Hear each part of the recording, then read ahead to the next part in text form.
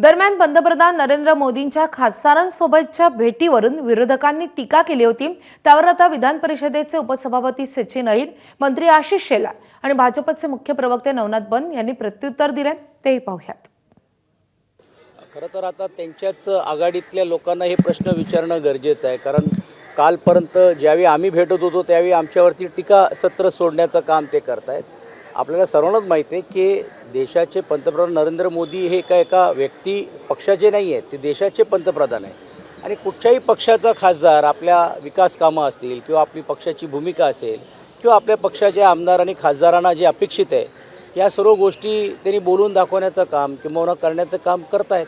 तर मला असं वाटत नाही की त्यांच्या भेटण्यामध्ये काय गैर आहेत, पण जसा हा प्रश्न आम्हाला लागू होण्यापेक्षा आघाडीतल्याच इतर घटकांना त्यांनी आता याच्याबद्दल काय प्रतिक्रिया ही द्यायला पाहिजे।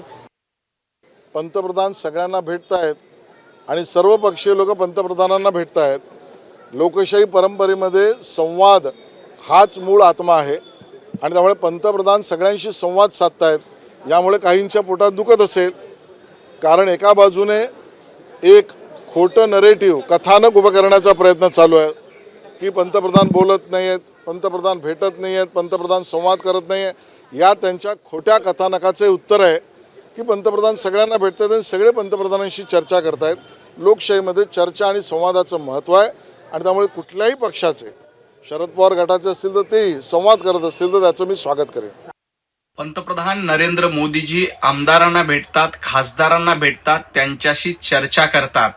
तुमच्यासारखं मातोश्रीचे दरवाजे बंद करून घरी बसण्याचं काम पंतप्रधान नरेंद्र मोदीजी करत नाहीत। उद्धवजी ठाकरे 2.5 वर्ष मुख्यमंत्री असताना आपल्याच आमदारांना भेटत नव्हते, त्यामुळं 40 आमदार तुमच्या नाकाखालून निघून गेले। आधी त्याचं आत्मपरीक्षण करा आणि खरी शिवसेना कोणाची याच्यावर जनतेने शिक्कामोर्तब केलंय। एकनाथजी शिंदे यांचीच शिवसेना खरी आहे हे जनतेच्या कोर्टामध्ये सिद्ध झालंय। एबीपी माझा, उघडा डोळे बघा नीट।